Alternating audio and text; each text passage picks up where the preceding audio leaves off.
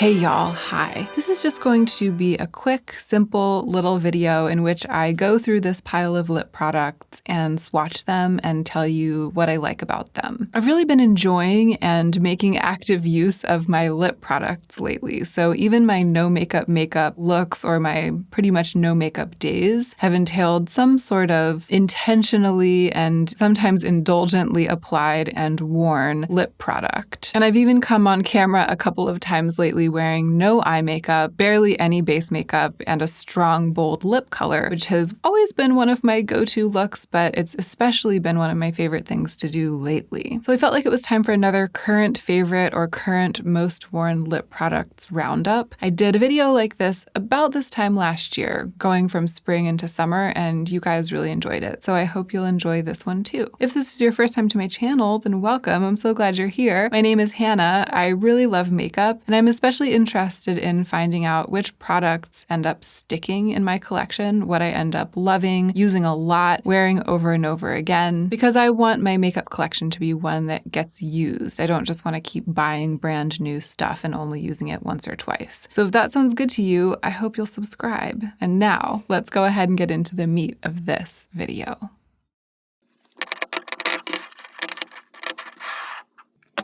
You know what? I kind of feel like going in no particular order. I'm not going to sort the lip glosses from the lipsticks or anything like that. I think this is kind of just going to be like you're over at my house and you're looking at what's out on my vanity and we're looking at it together, and I'm going through the products and showing you what I like right now and telling you why I like it. And it's actually kind of random that this one came up first. This one is probably the most recent addition to this group. Like, this is a product that I've most recently started wearing multiple times because I just acquired it recently as part of a self-sponsored review of KOSAS. It's the KOSAS lipstick in Vegas. That video, that KOSAS review, will probably already be up on my channel, so if you want to hear me talk at length about this and apply it to my actual lips, then click through and watch that video. I'll try to remember to link it in the description box down below. For the purposes of this video, I can tell you that the component is very luxurious.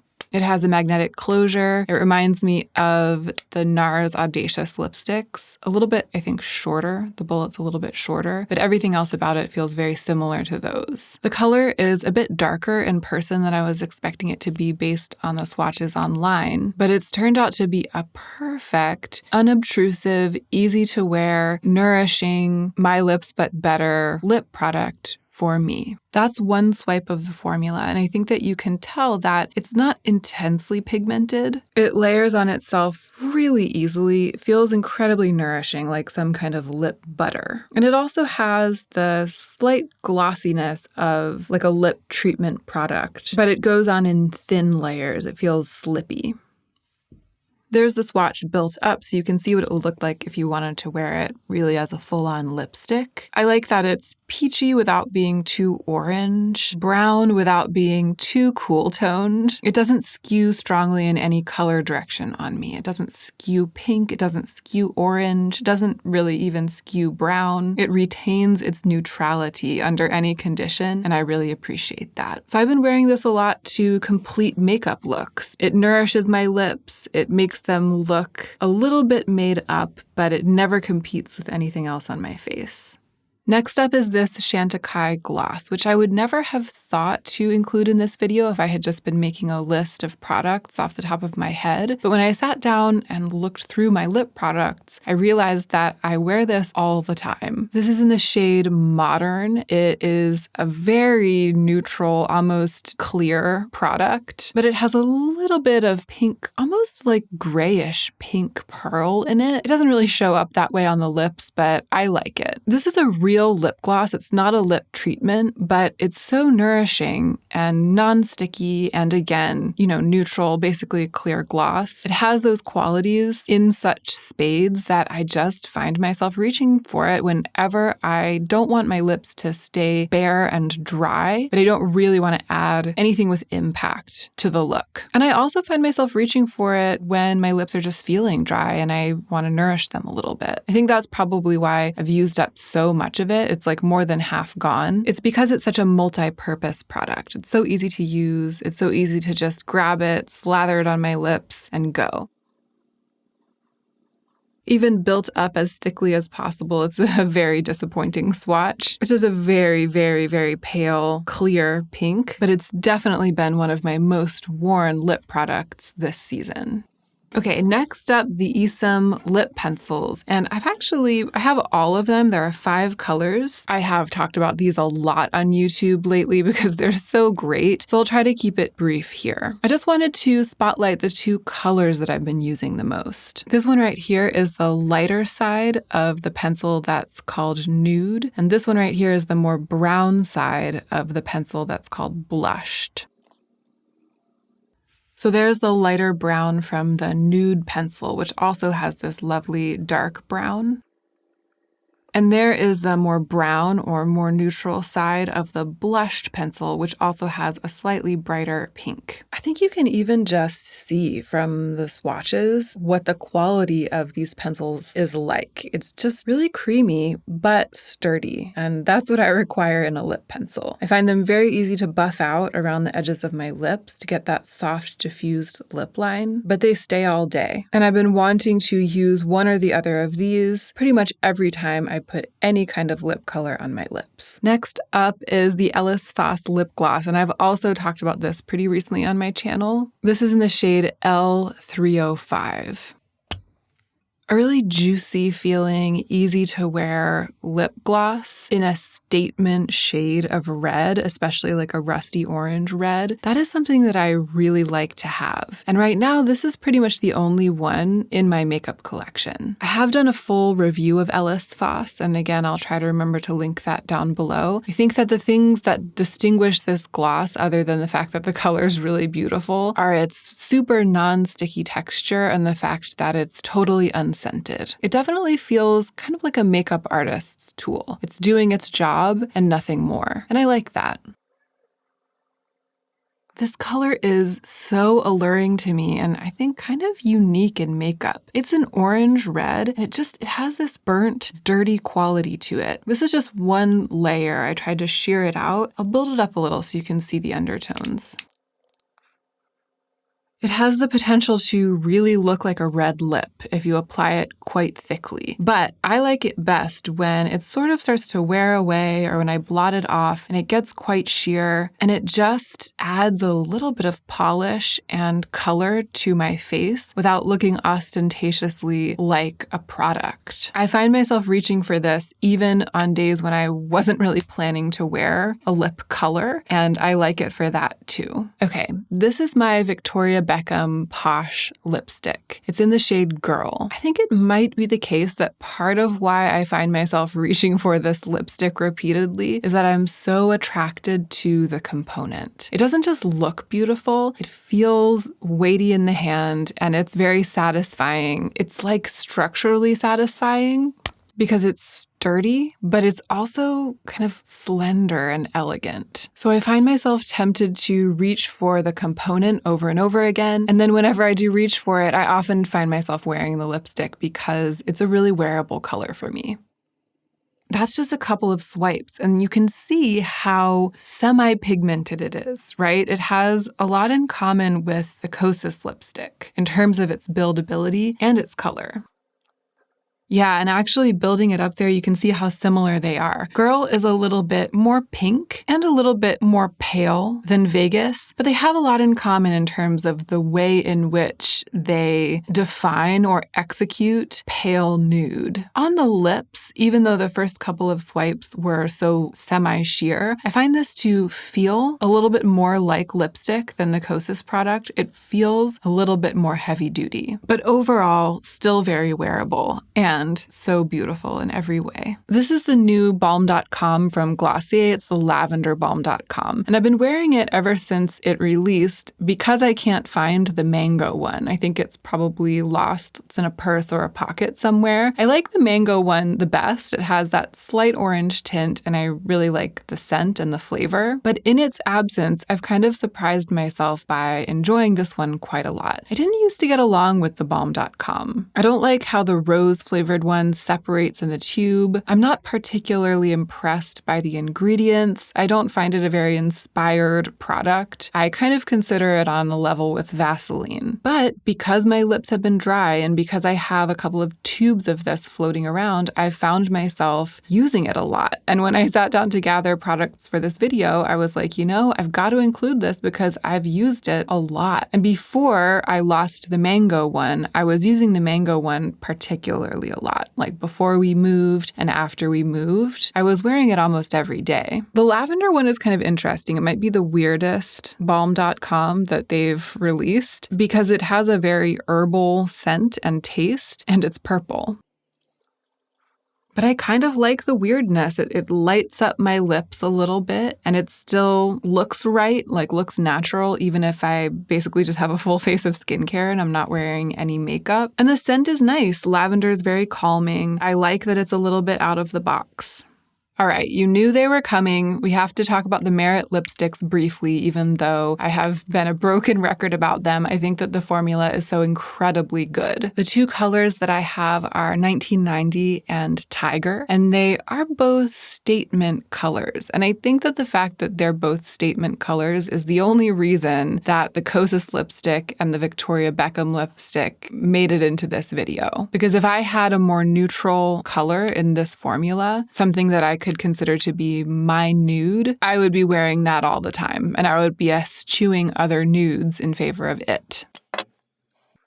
There's one swipe of 1990, and you can see that even though the KOSAS and the Victoria Beckham have both had similar qualities, I hope you can see this. I can kind of feel it on my arm and feel it in the swipe, that even though both of these have had similar qualities of sort of a semi-sheer first application or the ability to be sheared out in a sort of chapsticky way, of the three of them, this is the chapstickiest of them all. And it is because it feels a little bit matte, doesn't have that slippiness. And visually, it is also less shiny.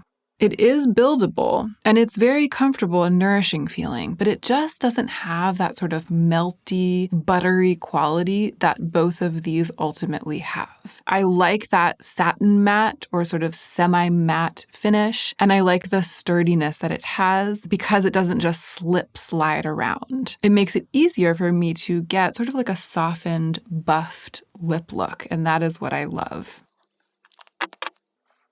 There's one swipe of the shade Tiger,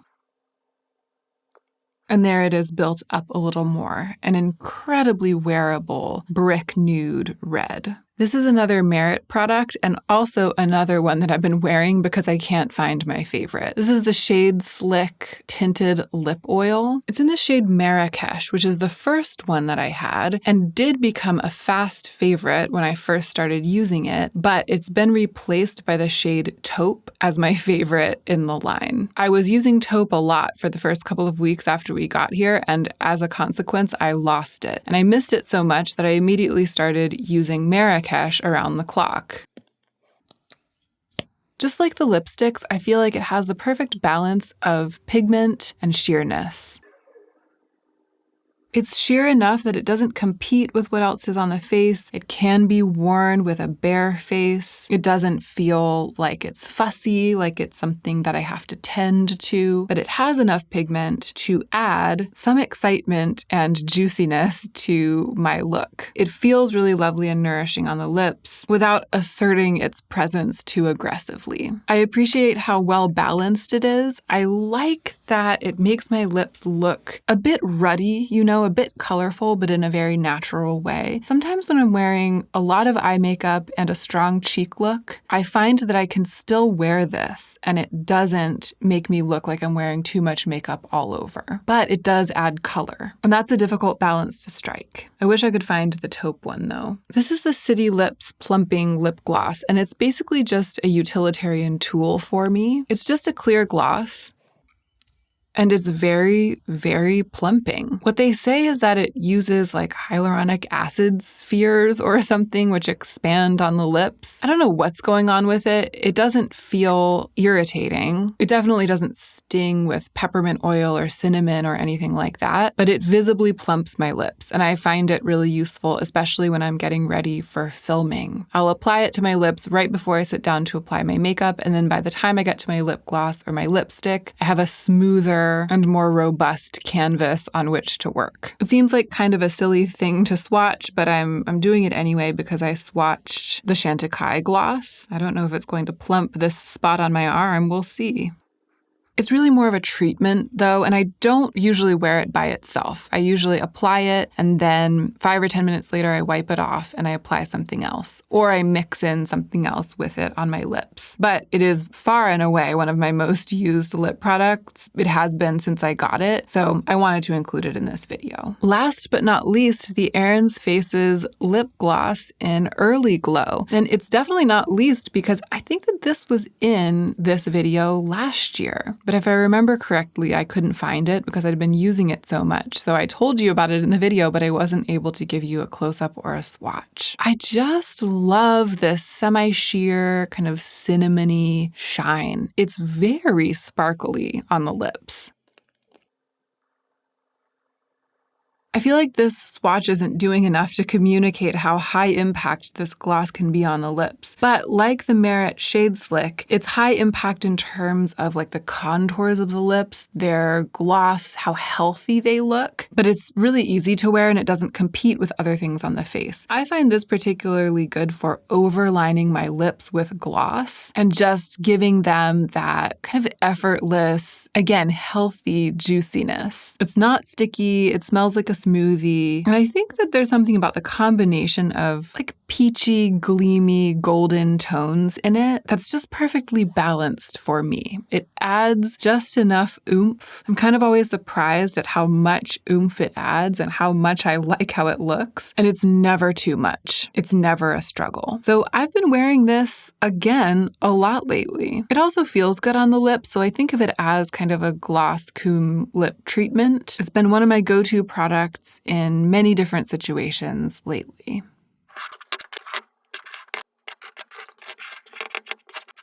So here are all of the products. This is the order in which I ended up swatching them, and I'll give you some close-up swatches now just as a reminder. And if you're curious about anything, you can reference this shot to see which product it is, because this is the order.